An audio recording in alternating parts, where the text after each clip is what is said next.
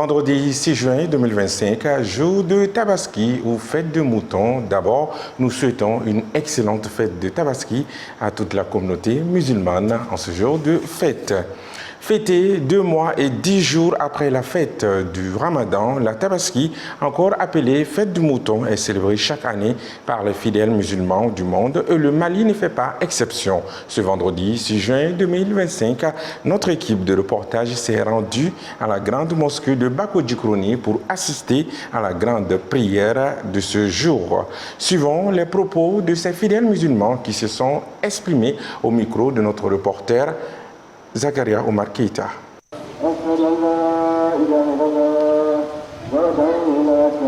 Effectivement, aujourd'hui, c'est l'heure del Kébir.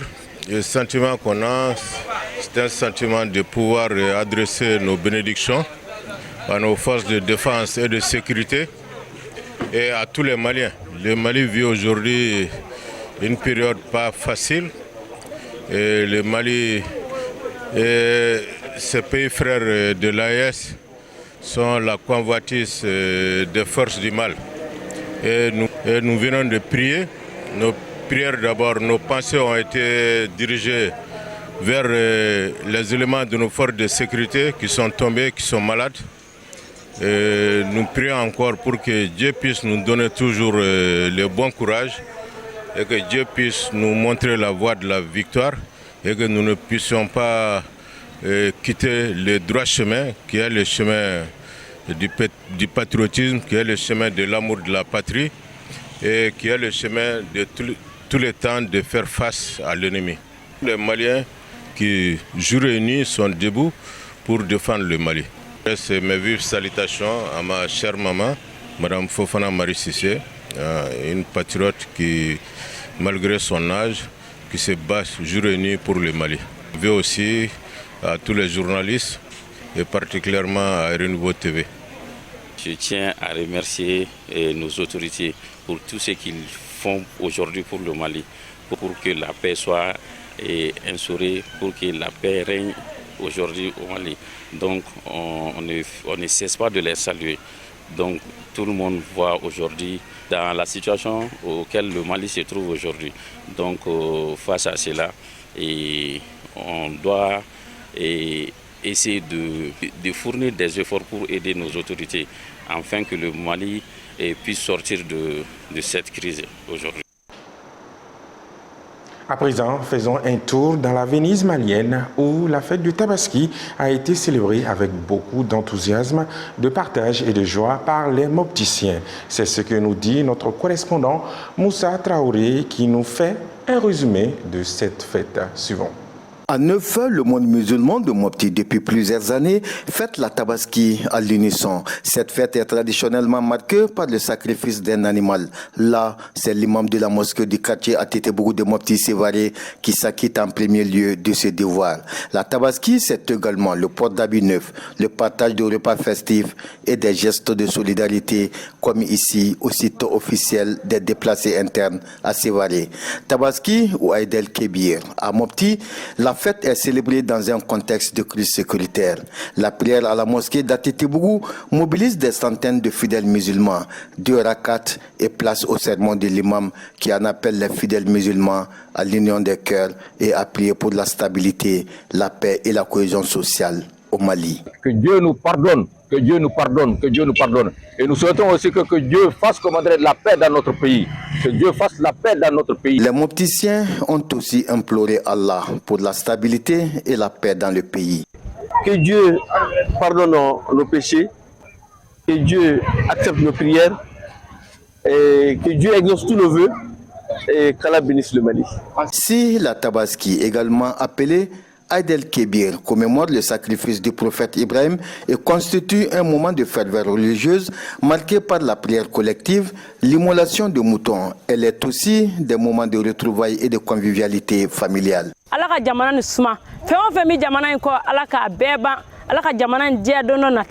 Ici, dans la famille Traoré, au village Khan à Sévaré, les filles se sont activées à préparer leurs repas tout au long de la journée, à cuisiner des plats du foie de mouton aux oignons, des grillades accompagnées d'oignons et de la viande avec du petit pois. Une journée certes fatigante, mais cela fait plaisir de cuisiner pour la famille. À Mopti, pour l'occasion, les enfants apportent une touche particulière à la fête à travers les salutations d'usage en faisant le porte-en-porte.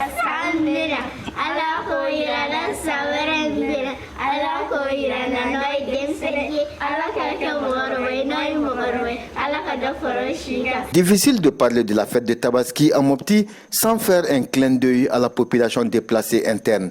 Elles ont cette année retrouvé la force de sourire et cela grâce à des généreux bienfaiteurs. Alhamdulillah, enfana anga fetike. Alhamdulillah, anga misu soro.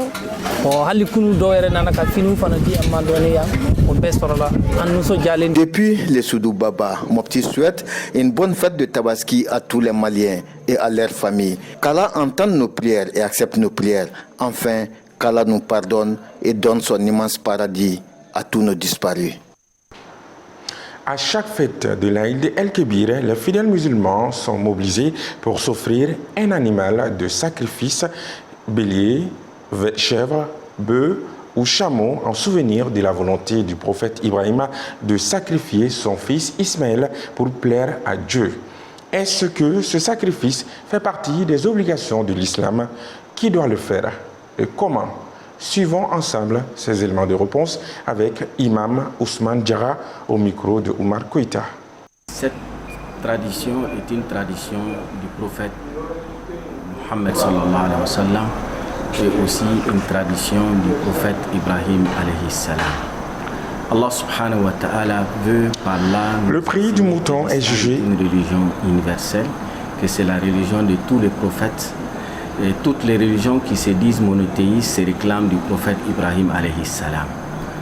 D'abord, les statuts de Udhiya, les fêtes d'égorger, certains disent que c'est une obligation, d'autres disent que c'est une tradition prophétique, c'est une tradition.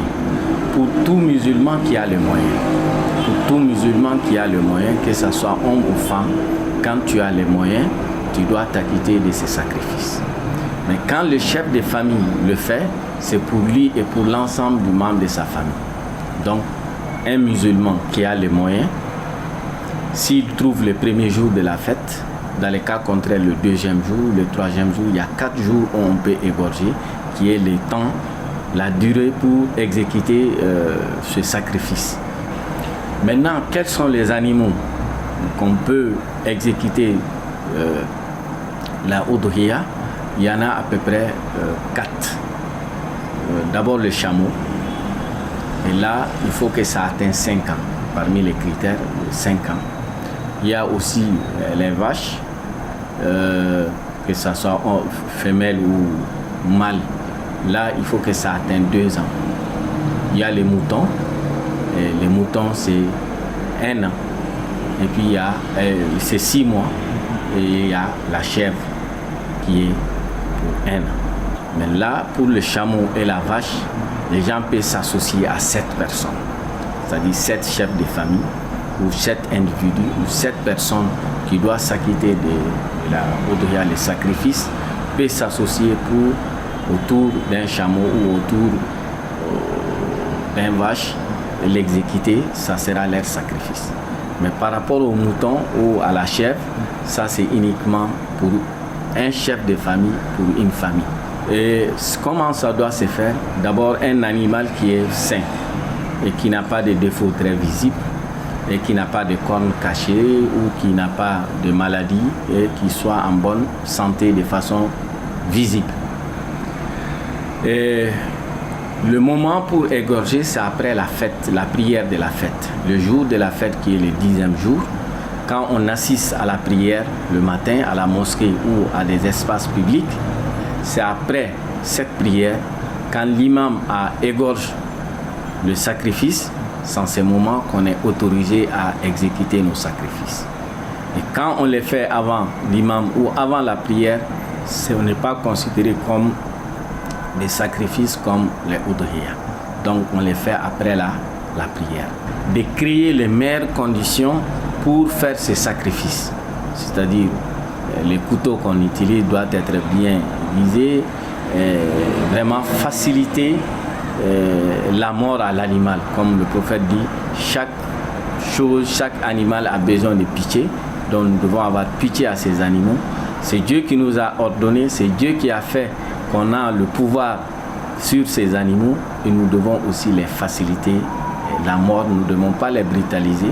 Il y a des gens, juste après avoir égorgé, il faut donner un temps à l'animal pour qu'il se refroidisse, en commencer maintenant à dépicer l'animal en question. Et quand on égorge, il est souhaitable qu'il puisse avoir 3 parties dans ce qu'on obtient de la viande qu'on fait. Une partie pour toi-même avec les membres de ta famille dont vous allez manger et une partie que tu peux donner à des gens à qui tu as des liens de parenté ou des gens dont tu respectes. Et l'autre partie, ça c'est les nécessités, ceux qui n'ont pas trouvé quelque chose à égorger, tu dois aussi les aider. Donc ça c'est les 3 parties dont nous devons veiller afin que cela puisse être trouvé dans ce que nous faisons comme sacrifice. Il est demandé aussi de respecter les règles d'hygiène et que les endroits soient bien propres et que aussi on puisse vraiment nettoyer les endroits après avoir égorgé l'animal en question. Maintenant, ce qui est interdit, il est formellement interdit de vendre une partie de ces sacrifices. Ça va? On peut donner un cadeau à quelqu'un, mais il est formellement interdit pour celui qui fait les sacrifices de vendre une partie de la viande ou une partie de cet animal. Ça, c'est formellement interdit. Le prix des moutons est jugé inaccessible cette année dans les parcs à bétail de Bamako, notamment à Fanadien et à Hamdalaya. Une situation qui rend l'accès aux moutons de sacrifice de plus en plus difficile pour de nombreux chefs de famille. Le reportage est signé Diakité Lassina. À notre passage dans des principaux parcs à bétail, nous avons constaté que les prix sont jugés trop élevés par les acheteurs. Pourtant, du côté des vendeurs, on relativise. Pour ces derniers, les prix sont abordables, mais c'est la population qui n'a pas d'argent en ce moment. C'est le pays qui est en difficulté en ce moment. Puisqu'il n'y a pas d'argent dans le pays, quel que soit le prix, les gens trouveront cela trop cher. C'est exactement ce qui se passe actuellement avec les moutons. À mon sens, les moutons ne sont pas chers, c'est juste que les gens n'ont pas d'argent. Il y a des moutons pour toutes les bourses. Si tu viens avec 125 000 francs, tu auras. Et si tu viens avec 60 000 francs, tu en auras aussi. Aussi, plusieurs facteurs sont évoqués pour expliquer cette hausse des prix. Le coût du transport, les prix de l'aliment bétail et les difficultés d'approvisionnement liées à l'insécurité dans certaines zones d'élevage et autres. La charité, c'est dit vraiment à l'insécurité d'abord. Donc on a tous les problèmes pour amener des moutons ici. Le transport coûte cher, les animaux, en même temps les personnes. Avant nous quittons ici, on charge une remorque à Ombori, 9h, à 21h on est à Bamako. Maintenant il te faut 4 jours. Et en détail, tu prends un camion, un petit camion à 800 000 ou bien à 900 000. Alors c'était 150 200 pour faire venir à Mopti. Actuellement tu prends Ombori Sévaré pour 800 000. Sévaré Bamako a encore 600 000. Ça fait combien? Ça fait 1 900 000 comme ça. C'est cher.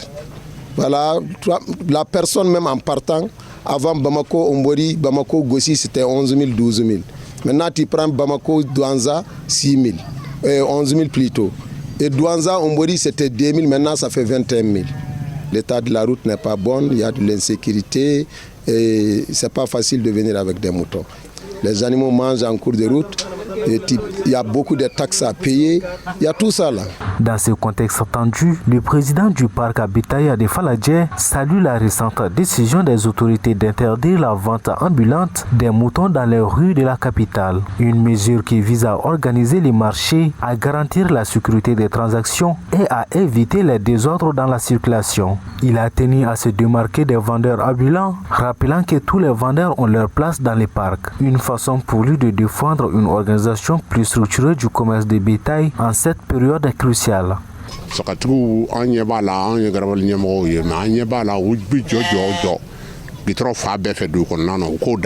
Nous constatons que certains vendeurs occupent les abords des routes goudronnées avec leurs moutons, ce qui ne doit plus continuer. Les moutons salissent les bords des routes et rares sont les vendeurs qui prennent la peine de nettoyer les lieux. Nous saluons donc l'initiative des autorités. Tous ces vendeurs ont leur place dans les parcs à bétail. À quelques jours de la fête, nombreux sont les Maliens qui espèrent encore une baisse des prix ou une intervention des autorités pour soulager les ménages. En attendant, la pression monte dans nombreuses familles. Traditionnellement, la fête du Tabaski est célébrée avec des mots de salutation spécifiques, des vœux de bonheur et de prospérité. Ces moments de communion et de partage entre les fidèles musulmans évoquent la richesse culturelle islamique et une recommandation du prophète, nous explique Imam Ousmane Djira. D'abord, la fête était un grand jour, un jour de pardon qui vient après le jour d'Arafat. Arafat, on sait que le soir, Allah subhanahu wa ta'ala va descendre regarder les pèlerins sur le mont d'Arafat et déclarer qu'il les a tous pardonnés. Donc c'est un jour de pardon. Et quand Dieu nous pardonne, il est bien aussi qu'on puisse se pardonner nous-mêmes. Parce qu'il y a certaines choses qui sont entre nous. Donc, demander le pardon rentre dans un cadre obligatoire, car le musulman, dans la cohabitation, nul n'est parfait. Il peut y avoir des interférences, il peut y avoir des actes que tu poses dans l'ignorance, tu peux poser des torts à l'autre sans les connaître. Donc, le fait de demander des pardons à ces derniers nous permet de pouvoir obtenir, en plus le pardon de Dieu, d'être purifiés de nos péchés et de nous réconcilier avec nos semblables. Et aussi, ça a un moyen de réconciliation, un moyen de solidarité, un moyen de renforcer nos liens d'amour et de fraternité, un moyen aussi pour que nos familles, dans nos familles, ils puissent avoir cette atmosphère d'amour, d'affection, de respect mutuel, et que chacun puisse comprendre qu'il n'est pas parfait et qu'il doit se rapprocher les autres aussi, lui demander aussi des pardons. Merci. Revivons ensemble l'atmosphère de la fête dans les gares routières où de nombreux passagers embarquent dans les cars pour rejoindre le bercail afin d'y passer la fête de Tabaski. Un moment de grande effervescence marqué par l'impatience de retrouver les proches et célébrer la fête dans la convivialité. En un mot, Bamako, la capitale malienne, se vide au profit de l'intérieur. Bakary MCDB, compte rendu. Il est 7h15 lorsque nous commençons notre tour des gares routières de Bamako. Sur place, nous apercevons des hommes et des femmes, souvent accompagnés des enfants, qui se précipitent vers la billetterie pour obtenir des billets afin de se faire une place dans les bus prêts à démarrer. Malheureusement, depuis quelques jours, certains clients ont du mal à avoir des tickets.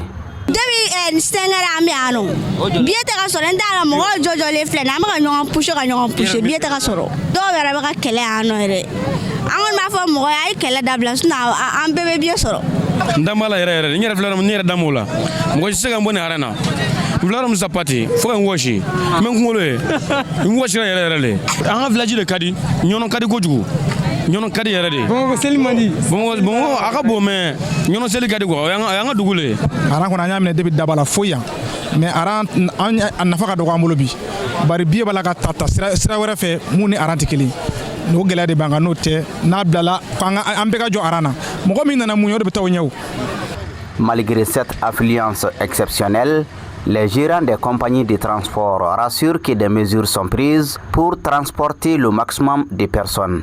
On fait tout notre possible parce que généralement on fait ouvrir beaucoup de guichets aux billetteries pour que les gens puissent prendre les tickets. Mais nos clients sont nombreux, ils sont beaucoup. Donc on ne peut pas donner beaucoup de tickets ensemble.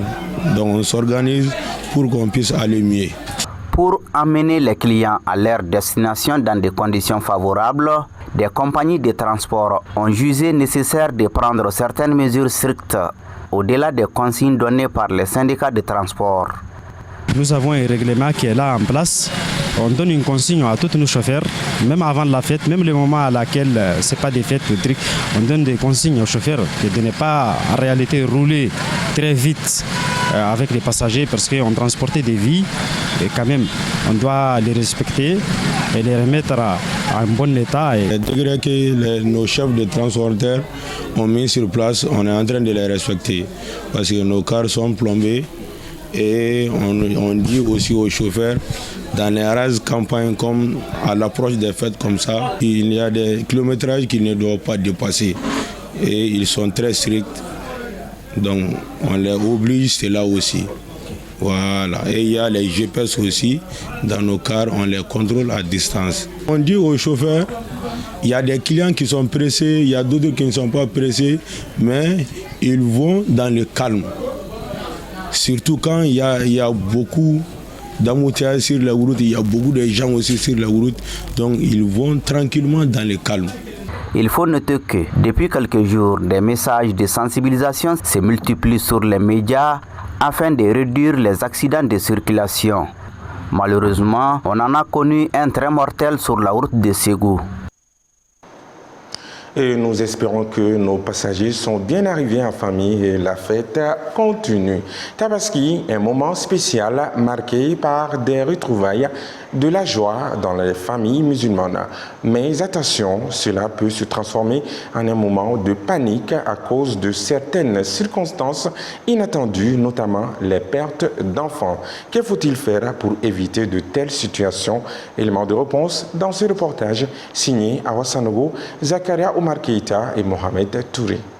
La période des fêtes est un moment de joie, de fraternité, de communion et surtout de retrouvailles. Des événements imprévus, notamment des pertes d'enfants, transforment souvent cette belle célébration à un moment de panique. Cette situation intervient la plupart des temps selon des défenseurs des droits de l'enfant par l'inattention des parents pendant les jours de fête.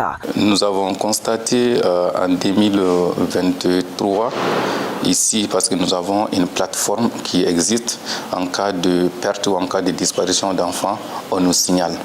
En 2023, nous avons reçu ici 69 cas de disparition d'enfants lors des fêtes. Que ce soit la fête de Tabaski, que ce soit la fête de Noël, que ce soit la fête de Pâques ou que ce soit la fête de Ramadan.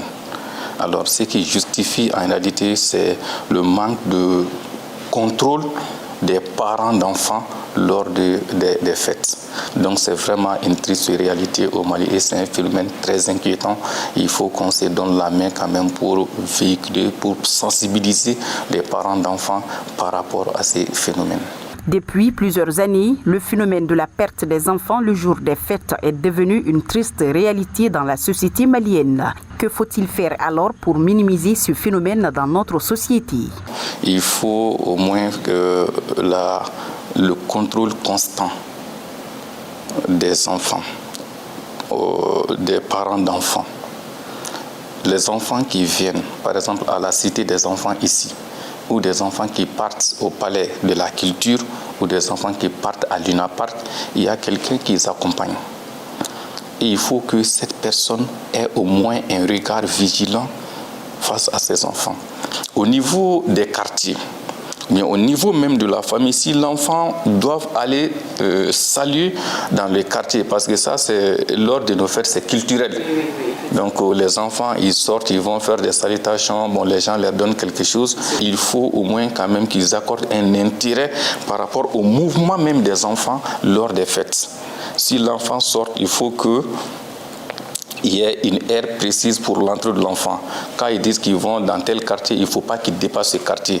Les enfants de Niamakoro, il ne faut pas qu'ils dépassent Niamakoro. Mais si l'enfant quitte Niamakoro pour aller à Calaban, ou bien si l'enfant quitte Niamakoro pour aller à Sabalibougou, s'il y a un souci ou bien s'il y a un problème, l'enfant va se perdre. Donc ça, c'est vraiment un sérieux problème. Les enfants sans garde en ces jours de grande affluence peuvent être victimes d'accidents de circulation selon l'avis de certaines personnes. c'est pendant la fête que les enfants se réjouissent beaucoup plus que les adultes. Donc le fait à cause de leur immaturité, ces enfants-là, avec leur manque le niveau faible de leur capacité de discernement, cela fait que c'est eux qui sont les premières victimes en cas d'accident. Beaucoup de sensibilisation auprès des communautés, notamment des enfants, pour que le jour de la fête puisse être un jour de réjouissance et non vraiment un jour de peine pour les enfants et pour leurs parents. Les pertes des enfants pendant les jours de fête peuvent donner un goût amer à ce moment de joie qu'est la fête. Alors, chers parents, soyez vigilants en cette période de fête. Page noire de ce journal. À 77 ans, l'ancien ministre Iba Ndiaye s'est éteint à Tunis. Natif de Kaï, Ibrahim Ndiaye, dit Iba, ancien ministre de l'Emploi et de la formation professionnelle, ancien maire du district de Bamako, ancien DG de l'ANPE, ancien cadre de l'UMAV, est décédé ce vendredi 6 juin 2025 à Tunis des suites d'une maladie. Ancien secrétaire général du comité exécutif de l'ADIMA PSG, ancien président de l'Association des municipalités du Mali, ancien DG de l'Agence nationale pour l'emploi et ancien candidat aux primaires de l'ADIMA pour la présidentielle de 2018, il était un intellectuel structuré et prolifique. Initiateur de la Bourse de l'Emploi, un projet gouvernemental qui a permis à plusieurs jeunes diplômés du Mali de bénéficier des financements publics pour lancer des projets agricoles. De la direction de l'ANPE à la tête du ministère de l'Emploi et de la formation professionnelle, il a reçu avec brio l'introduction de taxis tout neufs dans le parc du transport public. Les tricycles avec wagons comme taxe font partie des trouvailles de l'ancien DG de l'ANPE. Ami de la presse, Iba Ndiaye fait partie de ceux et celles qui ont cru à l'aventure médiatique portée par Dramane Aloukoné et Marc Dao il y a 2 décennies. C'était lui qui a présidé en 2007 la cérémonie d'inauguration du premier siège du groupe Renouveau 6 à Banakabougou, extension en commune 6 du district de Bamako. C'est donc avec beaucoup de douleur, mais aussi de tristesse qu'on annonce la disparition d'un papa, tonton, ami et conseiller. Dort en paix. Ainsi va la vie. Que son âme repose en paix. C'est donc tout pour ce journal. Merci de l'avoir suivi avec attention. Excellente soirée à tous. Bonsoir.